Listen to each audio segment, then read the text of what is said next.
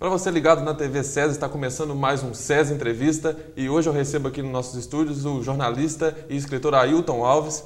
Bom dia, Ailton. Muito obrigado pela sua presença aqui no nosso programa. Eu que agradeço. Bom, Ailton, quando a gente estava preparando a sua entrevista, eu percebi que você tem uma trajetória longa já no jornalismo, já passou por diversos jornais de Juiz de Fora, os principais jornais, também passou pela TVE e também agora está na assessoria do Tupi. E antes de chegar ao Tupi, você foi assessor de imprensa da Prefeitura e da Câmara dos Vereadores de Juiz de Fora. Eu gostaria de saber de você qual que foi a área da comunicação que você mais se identificou até hoje. Tá, em primeiro lugar, eu preciso desmistificar alguma coisa sobre esse currículo, né?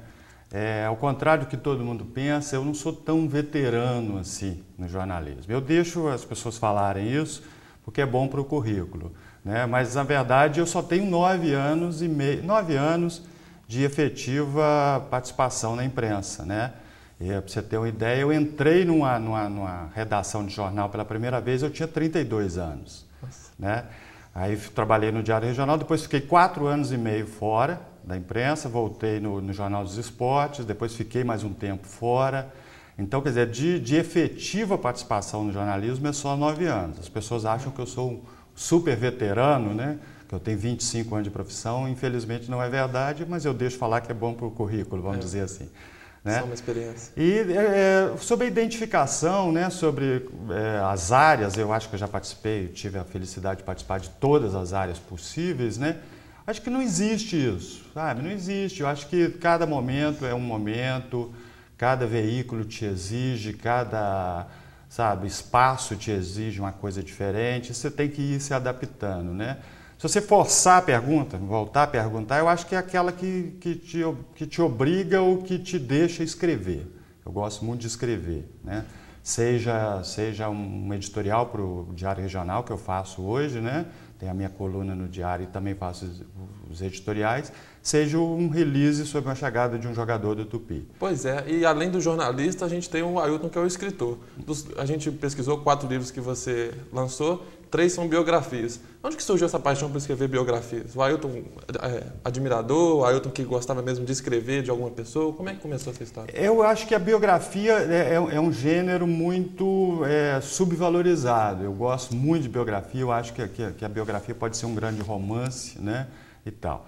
E eu escrevi as 3 biografias, talvez encomenda seja uma palavra forte, mas forçado por terceiros, né?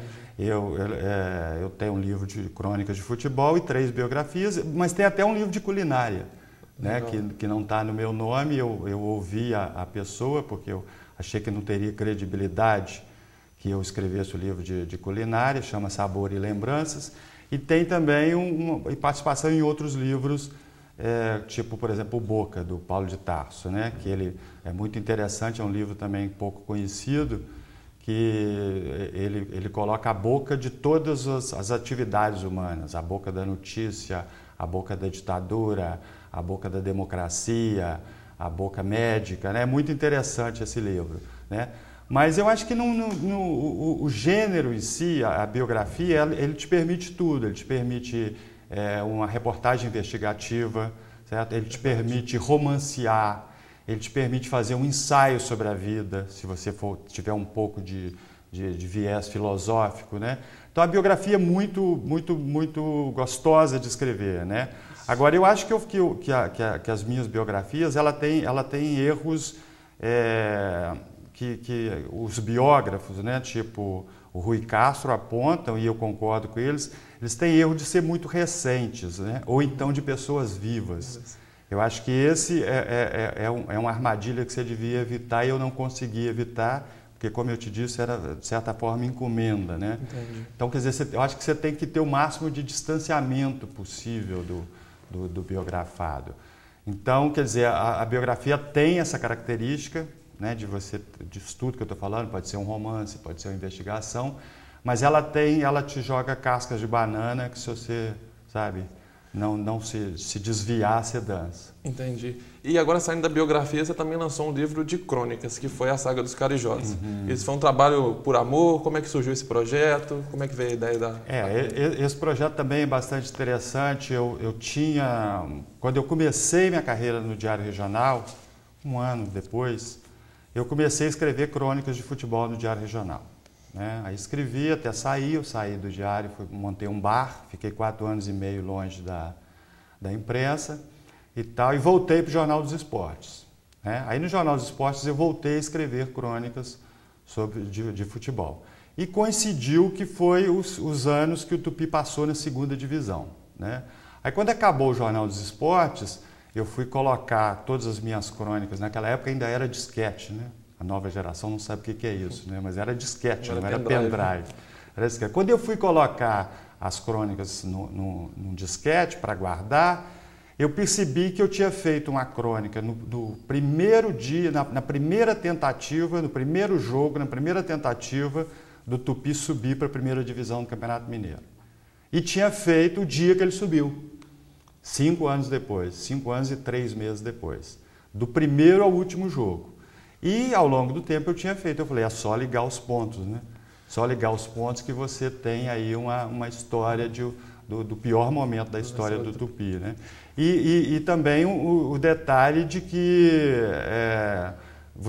eu não precisei voltar ao tempo, estava tudo lá, e eu preferi manter no livro como se ele tivesse, ou seja, a crônica não tem consequência. Eu escrevia para o Jornal dos Esportes sobre um jogo que ia acontecer à noite. Então eu deixei no livro como se o jogo fosse acontecer à noite. Ou seja, o Tupi joga hoje. Entendeu? E essa paixão do Tupi, assim, você nasceu em Galiléia, longe demais de Juiz de Fora. Então, você veio para Juiz de Fora, como é que foi seu primeiro contato com o Tupi? Por que essa paixão pelo Tupi? Eu sou um peregrino, né? Eu nasci em Galiléia, não conheço, quer dizer, fui uma única vez na vida, quando eu fiz 40 anos em Galiléia. Eu saí de Galiléia com 6 meses de idade e nunca mais tinha voltado. Voltei no dia que eu fiz 40 anos, aquela crise dos 40, né? Eu achei que devia finalmente conhecer a minha cidade. Mas morei em 22 cidades. Nossa. 22, Juiz de Fora é a 22ª cidade que eu moro. Então, E a última? Não digo isso. Talvez eu não seja a última.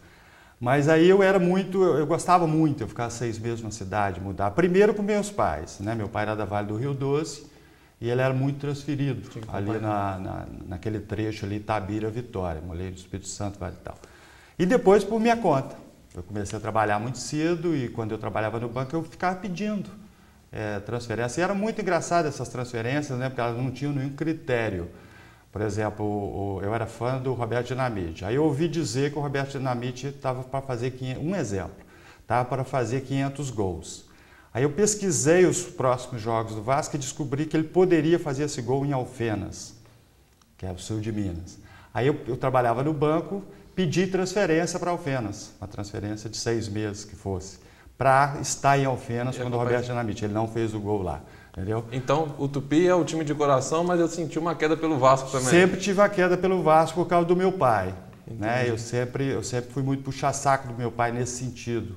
Ele era Cruzeiro e Vasco, e para ganhar coisa dele, meus irmãos eram tricolores e atleticanos, então para puxar o saco do meu pai, eu passei a ter simpatias pelo Cruzeiro e a torcer para o Vasco.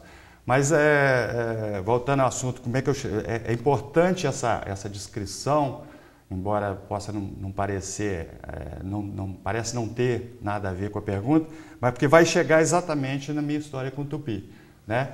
Então, por exemplo, aí eu conheci Carlos Drummond de Andrade, aí eu resolvi morar em Itabira.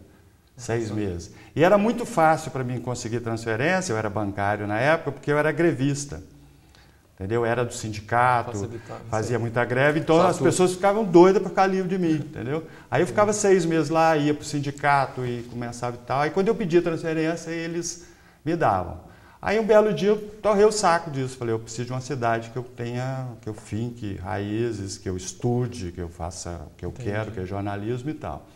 E eu brinco com uma amiga minha, a Ângela, que ela é responsável pelo meu destino, porque eu cheguei na agência, estava querendo mudar, comecei a escrever o papel, funcionário X vem pedir transferência, para. Aí eu virei para ela e falei, Ângela, qual a maior cidade de Minas? Aí ela falou assim, Belo Horizonte. Eu falei, sim, depois de Belo Horizonte. Aí ela falou, acho que é Juiz de Fora. Então ela é responsável pelo meu destino. Se ela falasse Uberlândia, se ela falasse Governador Valadares, eu teria preenchido o papel e teria ido. Aí ela falou, Juiz de Fora, eu cheguei aqui. Mas não conhecia absolutamente nada de Juiz de Fora, nada. Então, você ter uma ideia, eu cheguei onde era a rodoviária ali, onde hoje é a Cesama, a rodoviária era ali. né? Ali na Rio Branco, perto do Lago do Riachuelo. E eu estava com uma mala de livros muito pesada, eu queria pegar um táxi para o centro, para você ter uma ideia. Eu não conhecia absolutamente nada de Juiz de Fora. E cheguei num sábado e comprei o jornal, no domingo tinha um jogo, Tupi e Tupinambás. Eu já achei aquilo muito estranho. Primeiro, os dois times da cidade têm nomes indígenas. E segundo, eu já percebi por 5 minutos que a cidade gostava muito do futebol carioca. Você via camisa de Vasco, Flamengo, Fluminense. Achei aquilo muito esquisito, porque as cidades mineiras que eu morei, as cidades capixabas que eu morei, eles tinham muito essa coisa de time local. Né? Lá em Belo Horizonte, por exemplo, a gente é obrigado a torcer para Cruzeiro ou Atlético América e tal. Aí fui ver esse Tupi e Tupinambás, um jogo muito ruim, de uma qualidade técnica abaixo do nível, assim, de assustar. Os dois times estavam mal na época e tal. Mas o péssimo futebol do Tupi foi compensado por muita garra. Entendi. O time do Tupi era muito guerreiro. Isso chamou atenção. Chamou atenção, era um time muito guerreiro, sabe? Os jogadores chutavam a bola para tudo quanto é lado e dava carrinho. Eu falei, mas esse time é muito guerreiro, eu vou torcer para esse time. Além do fato dele ser preto e branco, né? Porque eu tenho isso também com o cinema e com o futebol. Eu gosto muito de cinema em preto e branco e gosto muito de clubes que tenham preto e branco. Só até o Tottenham da Inglaterra eu sou porque ele é preto e branco. Então veio daí, sabe? E aí é aquela coisa que o Paulinho da Viola fala, né? Um rio que passou na sua vida. Não tem explicação, porque o time era muito ruim, mas a garra era muito coisa. Chamou atenção. Chamou atenção. E a camisa vermelha do Tupinambás, pelo contrário, eles eram mais, não sei, me pareceu um time mais elitista, me pareceu um time mais, sabe, menos raçudo, vamos dizer assim. Aí apaixonei pelo Tupi, desde então eu não perdi um jogo sequer do Tupi em Juiz de Fora. Bom, Ailton, eu vou para o intervalo rapidinho, no próximo bloco a gente vai falar sobre a chegada do Ailton Tupi e o Tupi 2012, que é o Tupi Centenário. A gente volta já, não saia daí.